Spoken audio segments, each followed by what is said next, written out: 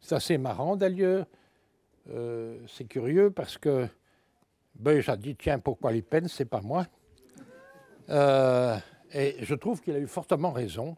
Et il a fait un truc merveilleux, qui est d'ailleurs la première initiative mondiale de faire un code de gouvernance pour les entreprises non cotées, c'est-à-dire des petites et moyennes entreprises, des entreprises familiales, mais aussi des grandes entreprises. Par exemple, Van Ool est une fort grande entreprise, mais qui n'est pas cotée et qui suit donc un code de recommandation qui est le code Beuys. Il a été révisé également en juin 2009 et s'appelle maintenant le code Beuys 2. Le voilà, vous pouvez le faire circuler si vous voulez, mais il faut me le ramener parce que c'est mon seul exemplaire. Et cela a été fait avec la contribution de l'Union des classes moyennes et de son pendant néerlandophone, l'UNISO. Alors, quels sont les changements principaux par rapport à 2004? C'est évidemment la prise en considération des nouvelles règles en Europe et en Belgique, les directives européennes, les recommandations européennes, notamment sur les directeurs indépendants, je veux dire les administrateurs indépendants, et les modifications du Code des sociétés en Belgique, et les nouvelles lois belges, notamment celles sur l'audit comité, que tout le monde connaît. Et puis, il y a également une petite introduction assez timide de ce qu'on appelle la responsabilité sociétale des entreprises, la CSR en anglais. Une autre recommandation sur la nécessité de diversité dans les conseils d'administration, ou plus exactement dans les organes dirigeants des entreprises, dont la féminisation. Je vous rassure tout de suite, il n'y a pas de quota mentionné sous ce chapitre de la diversité, ni pour les compétences, ni pour le sexe. Quant à moi, je suis contre, évidemment, tout quota parce que je pense que le critère majeur doit être la compétence, mais je crois que s'il n'y a pas, pour une période transitoire, un quota imposé, jamais nous ne verrons de nombreuses femmes au sein de nos conseils d'administration.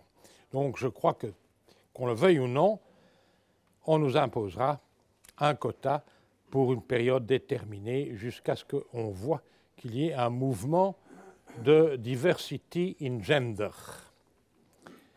Et la crise de crédit que nous vivons a démontré la nécessité de gérer les entreprises selon un modèle multipolaire, triangle si vous voulez, entreprise, actionnaires et parties prenantes. Les changements adoptent aussi les modifications dans les pratiques internationales.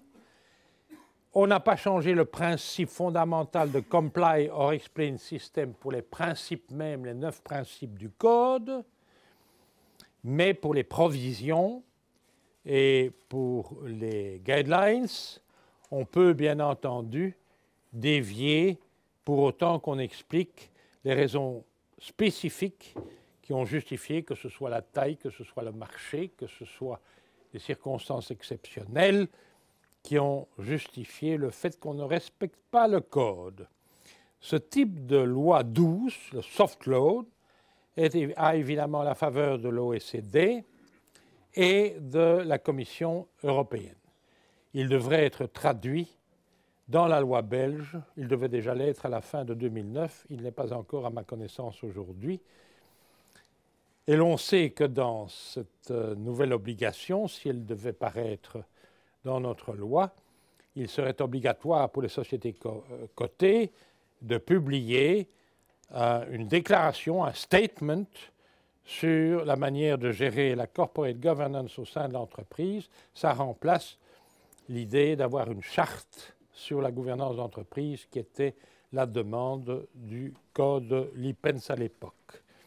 Il faut reconnaître que le Comply or Explain System a un haut degré de flexibilité. Ça permet de s'adapter en fonction de ces circonstances pour chaque entreprise. C'est un système qui est en exploitation dans beaucoup de pays et depuis de nombreuses années. Il pose cependant un problème parce que finalement la vérification de l'acceptation du code et de son exécution correcte repose sur les actionnaires, sur l'économie de marché ou le free market et sur les autorités de notation. Or, on a vu ce qu'elles étaient capables de faire comme erreur, et donc cette méthode-là elle-même, à mon avis, est questionnable et sujette à débat. Et ça pose une grosse question. Devons-nous changer de paradigme à ce niveau-là et introduire un concept éthique individuel pour les dirigeants, pris individuellement, pris personnellement, et collectivement, pour autant que l'on considère qu'un conseil d'administration est une entité collective, ce qui est mon cas. Je pense donc qu'il est essentiel aussi que le code Buysse 2 puisse rester un soft loan pour le bénéfice des PME et, je l'ai dit, des grandes entreprises d'un côté. Avant de changer un paradigme, nous devons être prudents. Machiavel déjà disait « Il n'y a rien de plus difficile, rien de plus risqué, rien de plus dangereux à conduire que d'initier un nouvel ordre des choses. » Donc je crois que sur le plan financier, nous ne devons pas changer de paradigme et que le free market ou l'économie de marché est un paradigme dans lequel nous devons rester.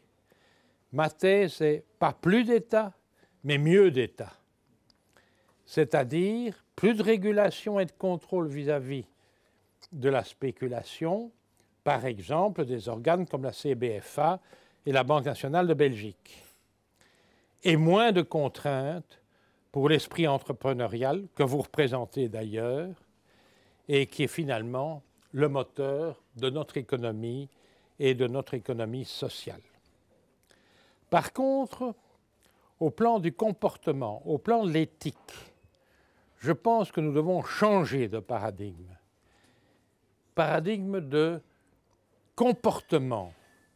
Et que nous devons passer d'une éthique de conviction, ou peut-être pas l'abandonner, mais tout au moins la compléter, certainement, si pas la remplacer, par une éthique de responsabilité, qui, vous savez, a été développée par Ellul et Lévinas, et considérer que les parties prenantes et que les individus humains doivent faire partie de notre système de contrôle et de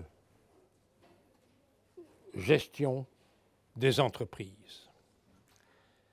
Les changements fondamentaux du Code 2009, je commencerai par dire ce qui n'a pas changé, c'est la structure. Il y a 9 principes, vous les connaissez, puis il y a des provisions, qui sont les recommandations décrivant comment il faut appliquer les principes, et puis vous avez des guidelines qui expliquent, qui donnent une guidance en quelque sorte sur la manière d'implémenter les provisions. Et bien entendu, l'obligation de comply or explain ne s'applique pas ni aux provisions ni aux guidelines. Alors, les changements proprement dits sont regroupés en 7 domaines. Le premier, et qui est le plus important, c'est que le business devient socialement responsable. C'est là que tout le flou et toute la difficulté. Et c'est la définition, en quelque sorte, du Corporate Social Responsibility, que j'aurais préféré appeler le Creative Social Responsibility, c'est toujours CSR. C'est là qu'on introduit la diversité et c'est là qu'on devrait introduire et qu'on ne l'a pas fait, la gouvernance humaine. Parmi les objectifs de ces changements fondamentaux, il y a aussi l'équilibre entre le rôle du Chairman of the Board et du CEO. Il y a l'introduction, déjà de nombreuses sociétés l'ont d'ailleurs, d'un Company Secretary qui est en fait le secrétaire général dans beaucoup de maisons, dont le rôle très défini, c'est de conseiller et d'informer le conseil d'administration sur toutes les matières qui concernent la gouvernance de l'entreprise. Le quatrième changement fondamental